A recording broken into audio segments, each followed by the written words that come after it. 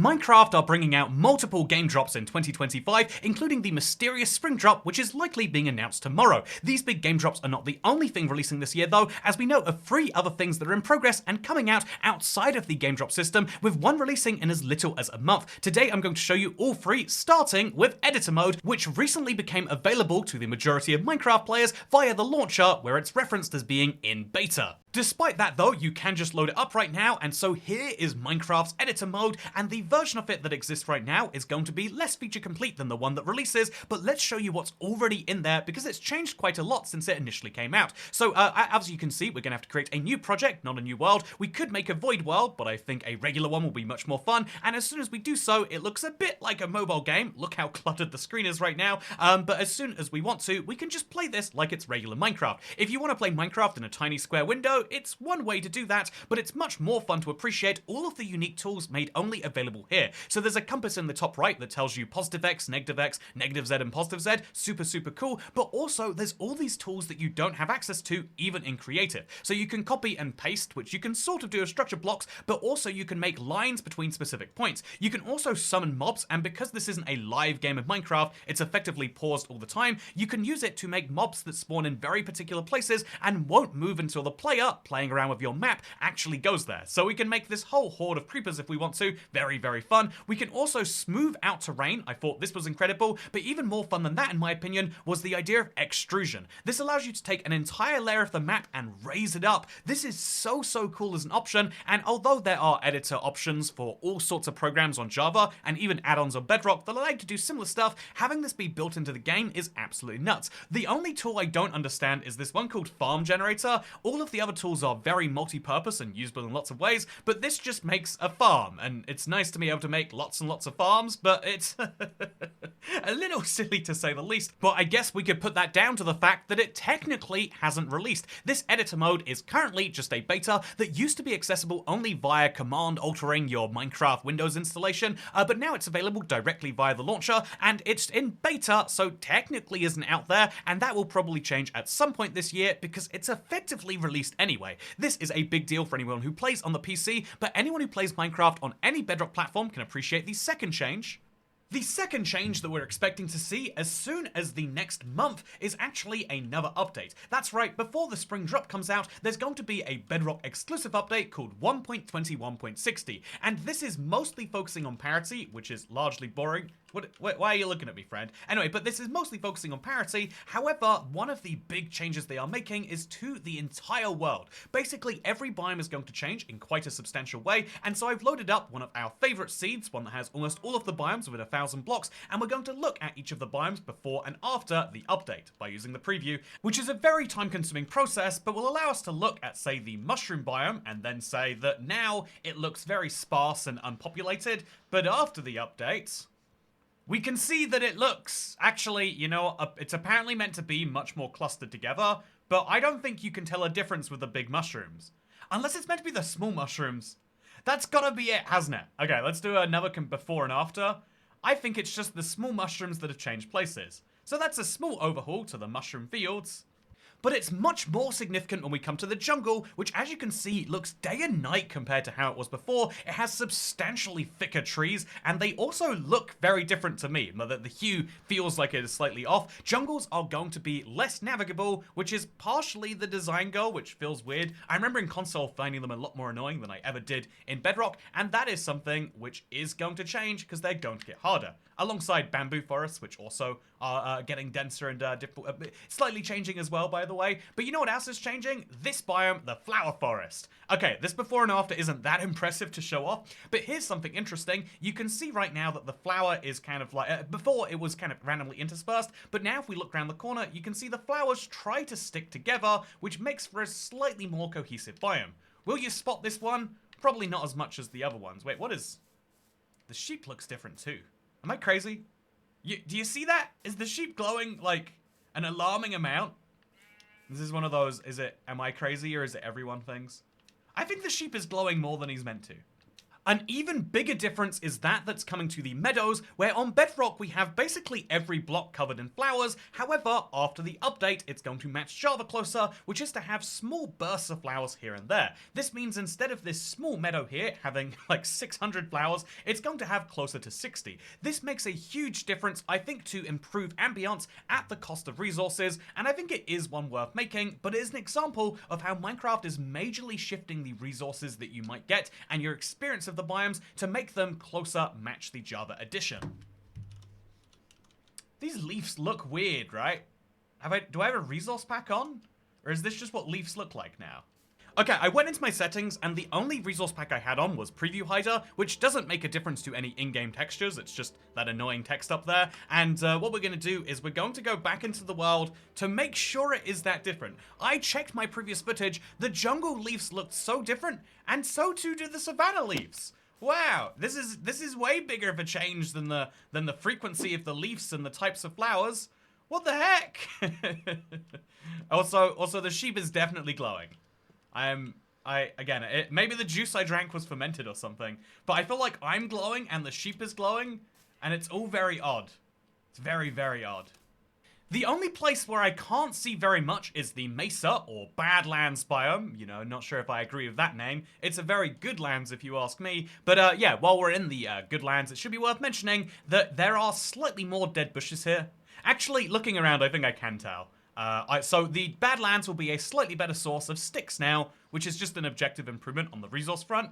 It looks a bit messier to me, but maybe that's just my Bedrock side coming through here.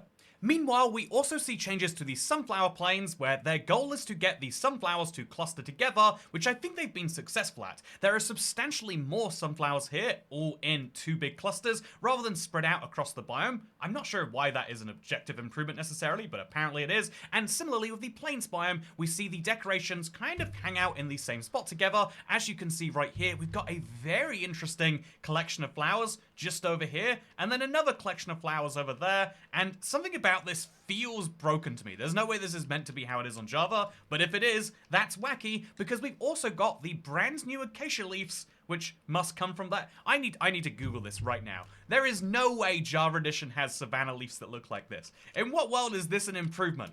You know, I was starting this video really optimistically because I thought Meadows and Badlands really were a lot better, and but this is weird, right? This is really weird. Okay, I confirm, the leaves are definitely not meant to be like this. This is just a temporary preview bug, which hopefully will be patched out before it rolls out.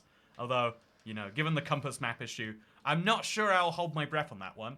Also, oh, the leaves look so weird in my hands. Do I have fancy graphics turned off? Is that what it is? No, I don't have fancy leaves turned off. I can turn off fancy leaves, but the leaves still look just as unfancy.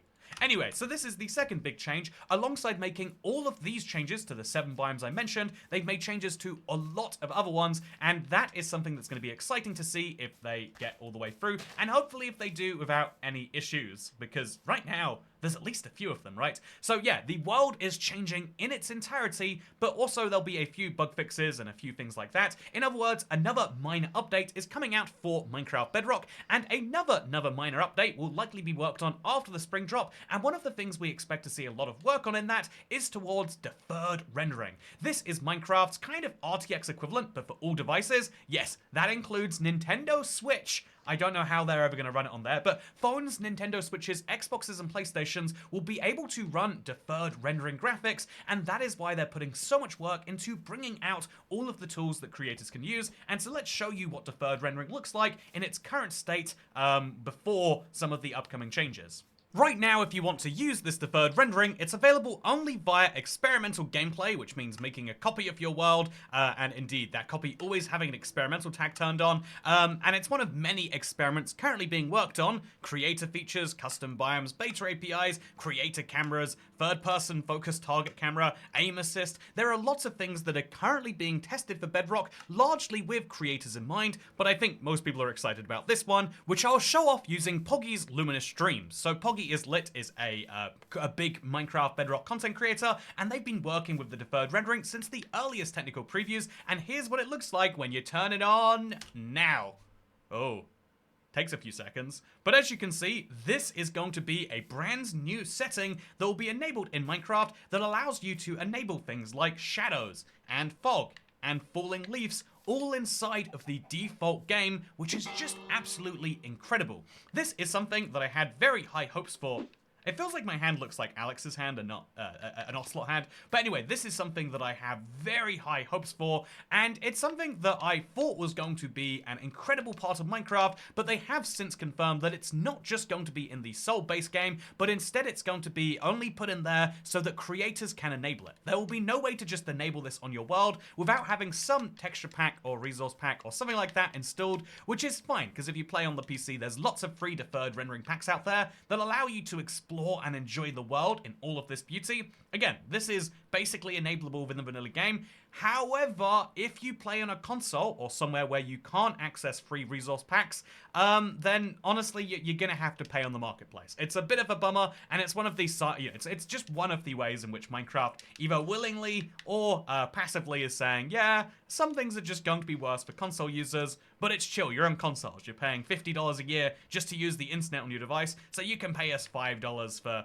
a nice, resource pack like this. And honestly, given the price of some of the packs out there right now, I mean, the success of actions and stuff, despite its $10 price tag, show that a lot of people are happy to pay that much. And so, in that case, you'll be very happy because a new type of resource pack will be coming out soon, and it will allow for deferred rendering looking like this. And although you'll get much, much worse performance, i.e. your render distance will look not like this, but instead a bit more like this, you will be able to have this on all devices. That at least is the plan so far, which is going to be really, really nuts. It might have taken several years and a change from being a, like a pack made by Minecraft to one made by creators, but it looks like the super duper graphics pack might effectively be real after all. Although instead of being one graphics pack, it will be several dozen, and you'll have to work out which one is good.